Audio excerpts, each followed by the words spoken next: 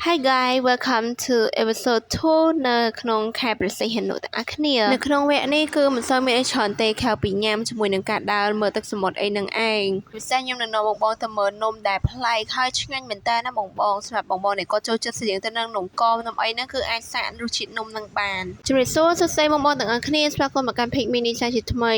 ឥឡូវនេះគឺព្រឹកឡើងហើយខ្ញុំបានក្របពីគេដើម្បីមើលទេសភាពអីអញ្ចឹងទៅហើយបើនិយាយពីមុខវិញគឺថាមិនបាច់មើលទេបងបងហើយនេះគឺជាទស្សនភាពនៅពេលព្រឹកណាគឺមានភ្លៀងឡំតិចតិចដែរហ្នឹងណាប៉ុន្តែស្រស់ស្អាតមែនតើនេះខ្ញុំមើលពីលើអគារជាន់ទី7ទៅបងហើយនៅផ្នែកខាងមុខនេះគឺយើងអាចមើលឃើញទឹកសមុទ្រនៅខាងមុខសថាគារតែម្ដងបន្ទាប់មកយើងក៏បានធ្វើការមកញ៉ាំអាហារពេលព្រឹកនៅខាងក្រោមនឹងតែម្ដងនិយាយទៅគឺជា buffet ដែលសថាគារក៏បានផ្ដល់ឲ្យមានច្រើនមុខមែនតើបងអាចមើលបានមានបបរគ្រឿងមានបែបលក្ខណៈអាហារអឺរ៉ុបអាហារបែបខ្មែរយើងក៏មានដែរមាននំបញ្ចុកមានអីអញ្ចឹងទៅហើយក៏មានបាញ់សុងមានអីដែរបន្ទាប់មកយើងយកមកដួសហើយយើងក៏ញ៉ាំជុំជុំក្រុមគ្រួសារអីបែបហ្នឹងអញ្ចឹងណាដល់ពេលយើងបានញ៉ាំអាហារពេលព្រឹករួចរាល់ហ្នឹងចាយើងក៏ធ្វើការដើរទៅលេងនៅឆ្នេរសមុទ្រតែម្ដងឃើញអត់ដោយសារតែសាគេគាត់នៅជិតឆ្នេរដែរអញ្ចឹងទៅគឺយើងដើរទៅមួយផ្លែគឺបានមកដល់តែម្ដងហើយខ្ញុំធ្វើដំណើរហ្នឹងគឺដើរឆ្លងកាត់សាគេរបស់គាត់នៅខាងមុខហ្នឹងហ្មងទៅងាយស្រួលខ្លាំងមែនតើយើងមិនចាំបាច់ឆ្លងខ្នល់អីច្រើនទេចាទស្សនភាពពេលផឹកខ្ញុំចូលចិត្តខ្លាំងមែនតើដោយសារតែអត់សឹកក្តៅ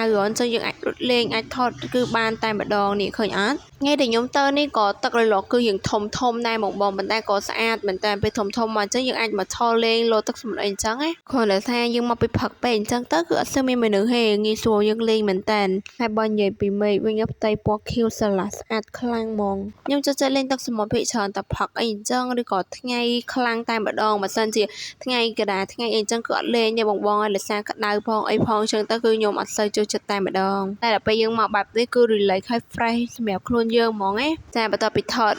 បងខ្ញុំរួចរាល់ក៏ធ្វើការមកថតសម្ដែងខ្លួនឯងម្ដងយើងលេងថតដើរចុះឡើងអញ្ចឹងប៉ុន្តែគាត់ថាពេលផឹកទៅសភាពហ្នឹងគឺខ្យល់អាកាសលហោខ្លាំងហ្មងបងអញ្ចឹងទៅគឺថាសក់របស់យើងហ្នឹងធ្វើស្ទាយយ៉ាងណាក៏វានៅតែមិននៅដែរបន្តតែពីខ្ញុំបានធ្វើការលេងអីរួចរាល់ហ្នឹងយើងក៏បានធ្វើការកំងអាហារព្រឹងសមុទ្រពីមួយតែម្ដងដោយសារខ្ញុំមកលើកណាក៏កំងគាត់ដែរអញ្ចឹងទៅគឺថាសិតទៅតំណងហ្មងដោយសាររត់ដល់ខ្ញុំមកធ្វើស្ងោធ្វើអីអញ្ចឹងណាប៉ុន្តែសារនេះដើម្បីកាន់តែមានឲ្យជារសអញ្ចឹងទៅយើងធ្វើការយកទៅជាឆាខ្ទឹមបំពងអីអញ្ចឹងទៅយកធ្វើជាឆាជាមួយនឹងម្រេចអំបិលខ្ចីអីអញ្ចឹងមកចឹងដល់ពេលដែលយើងឆារសជាតិបែបហ្នឹងគឺយើងបាយបានច្រើនជាងស្ងោឲ្យថែមទៀតតហើយបន្ទាប់ពីយើងធ្វើការញ៉ាំអីបែបហ្នឹងជុំជុំក្រុមប្រសារួចរាល់ហ្នឹងយើងក៏ចាប់ផ្ដើមធ្វើដំណើរទៅភ្នំពេញហើយដោយសារតែយើងមករៀងសមមិញអញ្ចឹងទៅគឺរៀងថ្ងៃដែរអញ្ចឹងក៏យើងចាប់ផ្ដើមធ្វើដំណើរចេញពីកំពង់សាមទៅភ្នំពេញវិញតែពេលដែលធ្វើដំណើរហ្នឹងក៏មិនភ្លេចធ្វើការញ៉ាំដែរបងចុះមកចំណតញ៉ាំមកចំណតតែម្ដងនេះបងនេះគឺជាផ្អែមមួយដែលខ្ញុំវាថាប្លែកមែនតើនេះគេហៅនំផ្កាវ៉ាផៅបងប៉ុន្តែមិនមែនស្អុយឬក៏ធំក្លិនអីណាគឺឆ្ងាញ់ហ្មងបងអាចសាកបានដូចជានៅពេលចំណតយើងពីកំពង់សោមមកវិញបងដូចជាចំណតទី2បើតាមខ្ញុំចាំណាតែខ្ញុំអត់សូវច្បាស់បងបើមិនទី2ក៏ចំណតទី3ដែរបន្ទាប់មកហ្នឹងគឺទិញជាមួយនឹង